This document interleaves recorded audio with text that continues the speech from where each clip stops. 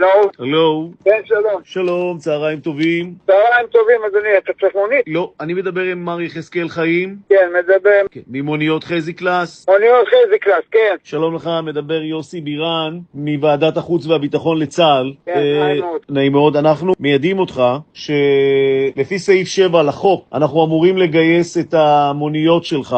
כמה מוניות יש לך? לאן לגייס? לאן לגייס? לגייס אותם לצה"ל. אתה תקבל מספר צה"לי, אתה תגיע למיקום שנגיד לך בצפון. אדוני, אל תבלבל את המוח, אנחנו לא ניתן אף מונית פה, אין לנו מוניות, אנחנו לא תחנה 200 מונית, לך מוניות קסטה, יש להם 500 מוניות, אתה בא לשבע מוניות לקחת אותם? אני מיידע אותך שאני מתקשר מוועדת החוץ והביטחון לצה"ל. ועדת חוץ מתעסק, לא לוקחת לחוץ לארץ. אנחנו בזמן מלחמה, אדוני. קודם כל תוריד את הטון, אל תצעק עליי, אני לא עובד אצלך. תגיד לי איזה ועדת חוץ לוקחים לחוץ לארץ. תדבר אליי בצורה יפה, תוריד את הטון. עובד אצלי, תנתק את השיחה, אני לא אז תקשיב מעניין. מה אני אומר לך, יש לך צו גיוס לכלי הרכב שלך, המוניות, שנמצאים בבעלותך הפרטית. המוניות שלי, כל אחד יש לו את המונית שלו, בוא תחפש אותם, תגיד להם אדוני, התקשרתי לך סתם, אדון. אנחנו מקבלים התקשר אתה עלית אלינו בגרף. מי אתה? תבוא לקחת, מי צריך? ככה אין פרנסה. אדוני, גם ככה אין עבודה. אנחנו בזמן מלחמה, ואני מיידע אותך שהמוניות שלך מגויסות לצה"ל. מחר בבוקר עליך להתייצב, אוקיי? בצומת גולני.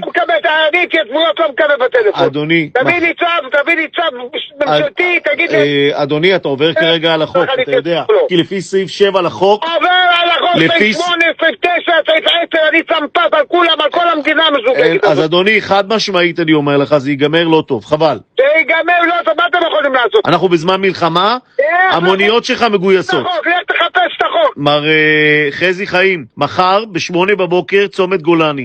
בוא קצר, אני לא בא, לא מגיע, לא 8, לא... אנחנו בזמן מלחמה, אדוני. לא מעניין קוסום, מה תיתן לי לקרב את כל המדינה גם? אדוני, אתה בחרת ביבי? אז אין מה לעשות. עכשיו אתה בא אליי איפה? אין מה לעשות, זה לא אני, זה ראש הממשלה קבע, אדוני. בחרת ביבי? אתה איזה מלחמה? אתה נשמע לי כמו אחד שבחר ביבי. אני בחרתי? אתה ראית מה בחרתי? אתה נשמע כמו אחד פרנק שבחר ביבי. אני לא בחרתי, אף אחד לא הולך לבחירות בכלל יותר לפחות. אדוני, יש סעיף מספר 7 לחוק המדינה. אתה לא מבין את זה כי אתה פרנק. אני מסביר לך. אני פרנק, אתה אשכנזי חלק. בסדר, אז אני מסביר לך שאם אתה לא תגיע מחר לצומת גולני ב8 בבוקר, אנחנו נעצור אותך. לא סופר אותך, לא יודע חשבון אחד ועוד אחד. יאללה, ביי. תרשמי בבקשה את הבחור שהוא מסרב פקודה. תרשמי, לך מוניות קש. תרשמי שהוא מסרב פקודה. לא, תרשמי את זה שהוא מסרב פקודה. הוא מסרב פקודה, תרשמי את זה בבקשה, אני אעלה את זה עכשיו. ביי, שלום, כל טוב.